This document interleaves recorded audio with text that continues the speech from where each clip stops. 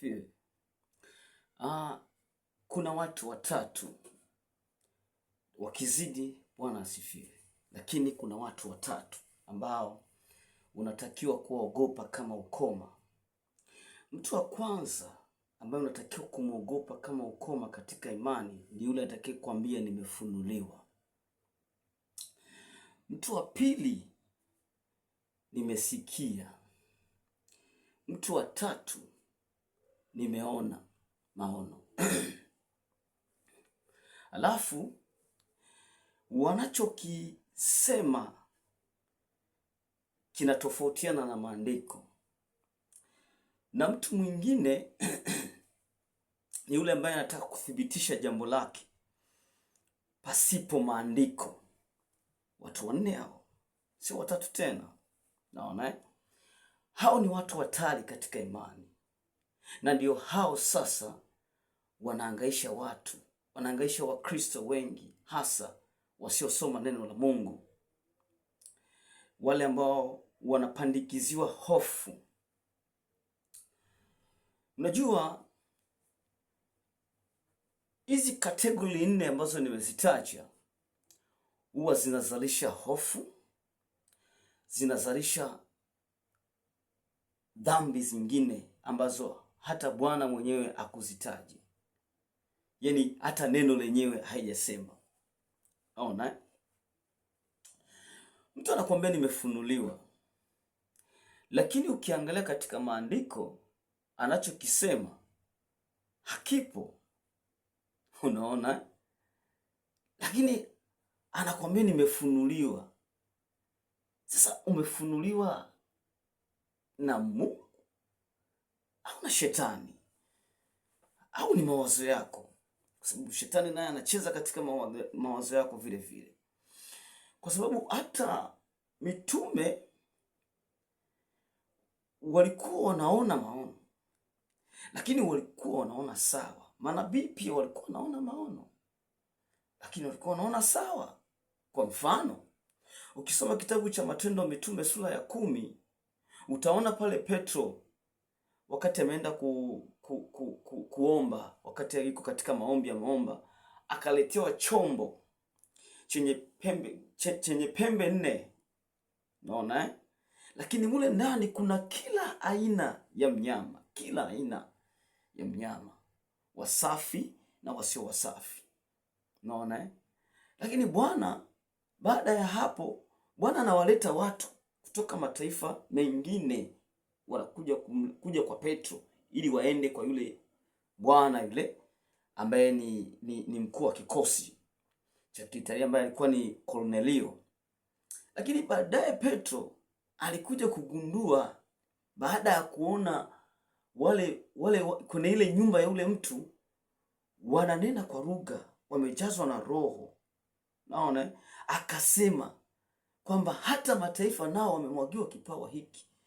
Naona akasema kwamba Bwana alinikemea kwamba nisiwaite watu hawa ni najisi, kwa sababu alipoletewa kile chombo alisema sitakula kitu kilichokuwa najisi. Naona lakini Bwana akamwambia kilichotakaswa na Mungu wewe usikiite najisi. Kwa maana yake Bwana yale maono aliyoona yalikuwa yanaendana na kile tukio ambalo alikuwa anaenda kulifanya kule. Alipohubiri tu mataifa wale ambao walikuwa wanahesabika kwa wana wa Israeli kwamba ni najisi, Bwana akawa amemfundisha kwamba sio najisi tena, kwa sababu kile kipawa zawadi waliokuwa nayo wao, na wao pia wamepewa mataifa. Kwa unaona alivyoona na maandiko iko sawa sawa. Lakini leo mtu anakuambia nimeona, lakini ni tofauti kabisa. Unaona kabisa ni maono ya kishetani. Unaona bwana? Mwingine atakwambia nimefunuliwa. Sasa unachofunuliwa wewe, mbona kwenye maandiko hakipo? Anakwambia mbona jambo fulani halijaandikwa? Jambo fulani halijaandikwa. Unaona? Anakwambia mbona kuvuta sigara hakujaandikwa katika Biblia, lakini tunajua kwamba ni dhambi. Hapana. Ukisoma kitabu cha Wakorinto, anasema amjui ya kuwa miili yenu ni hekalu la Roho Mtakatifu, na ya kwamba Roho Mungu anakaa ndani yenu. Unaona? Anasema vile vile kwamba mtu akijaribu hekalu la Mungu, na Mungu atamharibu mtu huyo.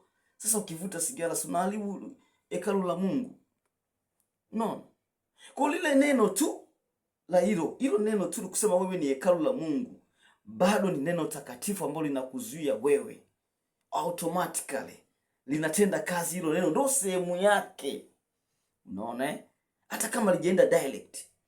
Unaona? Sasa mtu anakuambia nimefunuliwa, lakini hilo kilichofunuliwa mbona kwenye maandiko hakipo?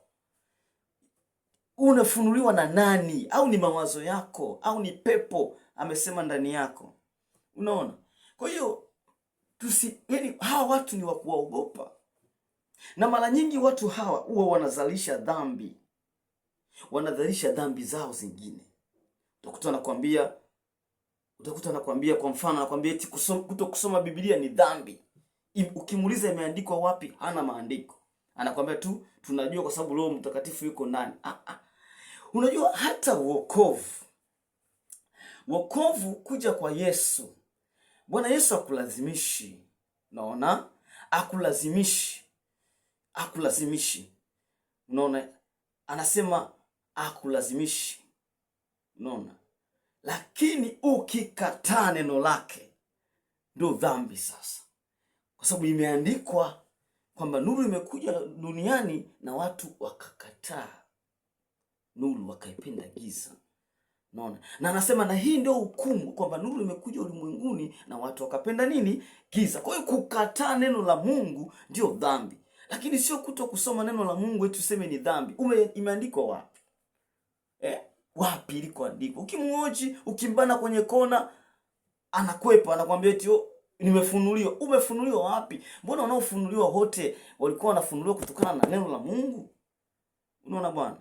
Kwa mfano, watu wanaenda kuhubiri huko kwa Wadzabe ambao hata darasa walijui. Na maana yake wakisikia injili akiamini, kwa huyu mtu hajui kusoma na kuandika. Kwa kama hasomi Biblia kwake ni dhambi kwa maana yake. Wakati Biblia haijasema hivyo. Biblia inashauri kwamba na neno la Kristo lijae kwa wingi ndani yenu. Biblia inashauri, lakini haikudictate wewe kwamba usiposoma neno la Mungu basi ni dhambi. Hakuna hicho kitu. Ila Bwana huwa anatoa sheria za kushauri ili uweze kustawi vizuri.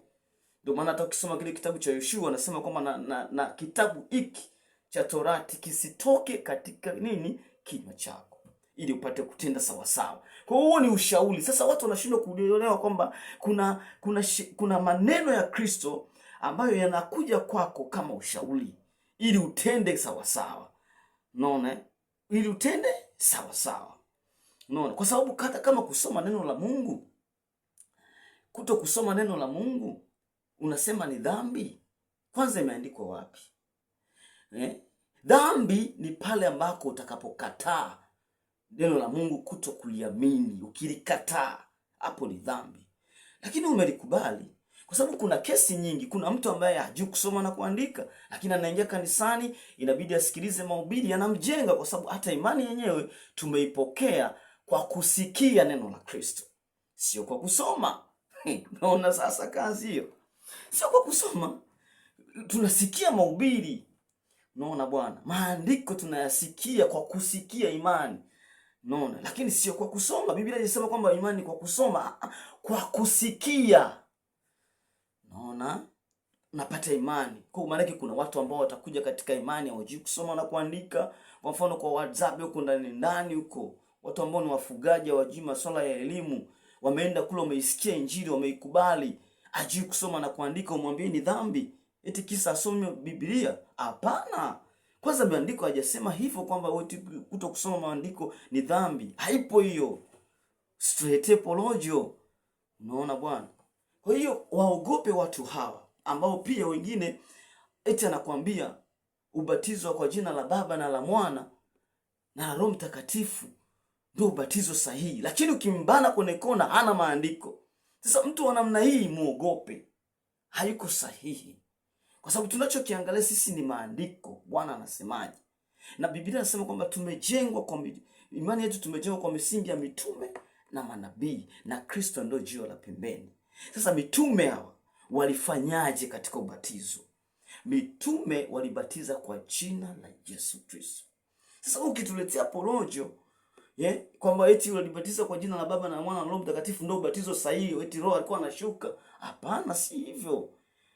Si hivyo. Bwana anaweza kufanya hivyo, kushuka kwake kwa sababu ya ndani ya huyu mtu jinsi alivyopokea Injili, lakini haimaanishi kwamba uko sahihi.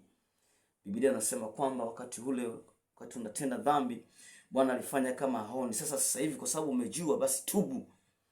Unaona? Sasa mtu huyu wa namna hii, huyu mtu wa nne ambaye anataka kuthibitisha jambo lake pasipo maandiko, huyu ni wa kumwogopa. Na mtu mwingine ambaye anakuletea mafunuo ya maono pasipo maandiko, huyu ni wa kumwogopa. Na mtu ambaye kwamba nimesikia eti Bwana, nimesikia sauti ikiniambia hivi na hivi na hivi, huyu ni wa kumwogopa. Yaani mtu ambaye anataka kuthibitisha jambo lake pia kwa mtazamo wa akili yake, huyu ni wa kumwogopa, sio mtu sahihi katika imani. Imani tunathibitishwa na neno la Kristo, kwa sababu hata Bwana anasema kwamba atahukumu ulimwengu kwa neno. Hawezi kukuhukumu wewe kwa sababu eti uliona, kwa neno lake. Haleluya. Waogope hawa watu.